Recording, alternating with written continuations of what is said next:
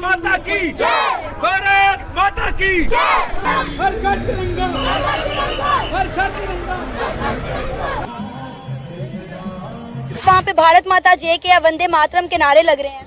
जी यही तो जमहूरियत है, यही तो जमहूरियत है। क्या सर हम तो तब से ही, जब से मेरा जन्म हुआ मैं तब से ही खुश हूँ। मैं हिंदुस्तान का शहरी हूँ और उम्मीद करता हूँ कि इस 15 अगस्त को हम एक खुशी से मनाएंगे और जो शहीद हुए हैं उनको याद करेंगे। मेरे ख्याल से जी अगर देखा जाए नेशनली देखा जाए तो यूनिटी के लिहाज से बड़ी अच्छी कैंपेन है, क्योंकि उनकी बहुत सारी स्टेट्स हैं, बहुत बड़ी स्टेट्स हैं, और मैं तो बाकायदा इंडियंस को जानता हूँ अपने में जो यूए में रहते हैं, वो डिफरेंट कल्चर डिफरेंट लैंग्वेज के हैं, लेकिन जब उनकी बात होती है तो वो तिरंगा उनका एक ही है। भारत माता की जय, भारत माता की जय, भारत माता की जय, वंदे वंदे, हर घर तिरंगा, हर घर तिरंगा। कश्मीरी लोग अपनी जगह ठीक है, उनके पास इंडिया का एजुकेशन सिस्टम है, उनके पास जो इंडिया के पास दुनिया के इतने सॉफ्टवेयर इंजीनियर हैं कि इंडिया को अब किसी आईटी बंदे की जरूरत नहीं है, उनके पास पहले अवेलेबल हैं। उनके पास वो सिस्टम है एजुकेशन का जिसकी दुनिया तारीफ करती है। कश्मीरियों के पास, मैं कहता हूँ कि कश्मीरियों को अपनी जगह पे रहने दे, पहले हमारी तरफ देखें, हमें एजुकेट करें, हमें जो इंटरनेशनली है हमारी इज्जत कोई हो दुनिया। आप कहें तो मैं इंडिया की बात कर देता हूँ। आज इंडिया की टेक्नोलॉजी क्यों तेज है, उसकी वजह यह है कि मैं कुछ साल पहले अगर आप जाएं उसकी बताइए तो चाइना वाले लोग आए थे इधर इंफॉर्मेशन टेक्नोलॉजी का प्लांट लगाने। पाकिस्तानी हुकूमत ने बोला हमें क्या दोगे, इंडिया ने बोला हमें कुछ ना देना, हमारी आवाम को सिखाना। जय हिंद दोस्तों, सबसे पहले तो आपको और आपके पूरे परिवार को स्वतंत्रता दिवस की हार्दिक। आज़ादी की कदर होगी, उन्हें एक आज़ाद माहौल में रहने की बिल्कुल दुरुस्त, बिल्कुल दुरुस्त कह रहे हैं। तो इंडिया का ये जो कैंपेन है इसको आप कैसा देखते हैं? मेरे ख्याल से जी अगर देखा जाए नेशनली देखा जाए तो यूनिटी के लिहाज से बड़ी अच्छी कैंपेन है, क्योंकि उनकी बहुत सारी स्टेट्स हैं, बहुत बड़ी स्टेट्स हैं, और मैं तो बाकायदा इंडियंस को जानता हूँ अपने में जो यूए में रहते हैं, वो डिफरेंट कल्चर डिफरेंट लैंग्वेज के हैं, लेकिन जब उनकी बात होती है तो वो तिरंगा उनका एक ही है।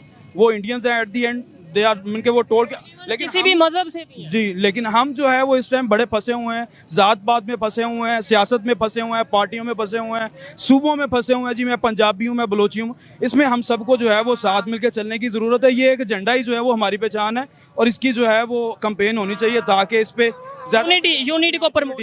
हाँ, कि हम इस झंडे के साए के तले जो है ना वो सारे एक हों कम से कम। ठीक है, बाकी बाद में वो सारे मज़ाहिब सूबे और पार्टियां ये बाद में है, ये झंडा सबसे पहले, इसके नीचे हमें जो है वो इकट्ठे होना है। आपको नहीं लगता कि जब तक ऐसी सोच ऐसी अवेयरनेस जैसे इंडिया में है कि आपने खुद आपके बकौल आपने ये बोला कि वो जो भी होते हैं, कोई सिख होता है, कोई हिंदू होता है, या कोई किसी कबीले से या कोई किसी कास्ट से बिलोंग करता है, लेकिन जब इंडिया की बात आती है वो एक।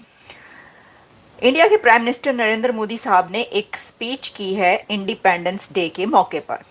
ठीक है, हर दफ़ा ही होती है, आप जानते हैं, ये कोई नई बात नहीं है, लेकिन जो उन्होंने इस स्पीच में पॉइंट्स सामने रखे हैं वो बहुत ही इंपॉर्टेंट पॉइंट्स हैं, बहुत अहम पॉइंट्स हैं। सबसे पहले तो हम तो घात लगाए बैठे थे, आंख रख के बैठे हुए थे कि मोदी साहब ने जैसे ही पाकिस्तान का नाम लेना है और पाकिस्तान के लिए वो जो भी कहेंगे हम फटाफट उसको उठाकर पकड़ के और हम उसके ऊपर प्रोग्राम कर डालेंगे। लेकिन इस स्पीच में नरेंद्र मोदी साहब ने पाकिस्तान को फुली इग्नोर किया है, बिल्कुल इग्नोर कर दिया पाकिस्तान को।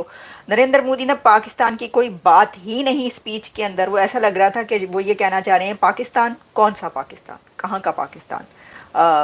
तो बिल्कुल कोई बात नहीं की उन्होंने दुनिया पर बात की है, कंट्रीज़ पर बात की है, दुश्मनों पर बात की है, लेकिन इनडायरेक्टली अगर उनका इशारा इन बातों में पाकिस्तान की तरफ हो तो हो। लेकिन जो हमने पहले, इससे पहले जो उनकी कारगिल की स्पीच थी और कुछ ऐसी स्पीचेस थी, उस तरह से उन्होंने पाकिस्तान का नाम नहीं लिया और पाकिस्तान को इग्नोर कर दिया है बिल्कुल।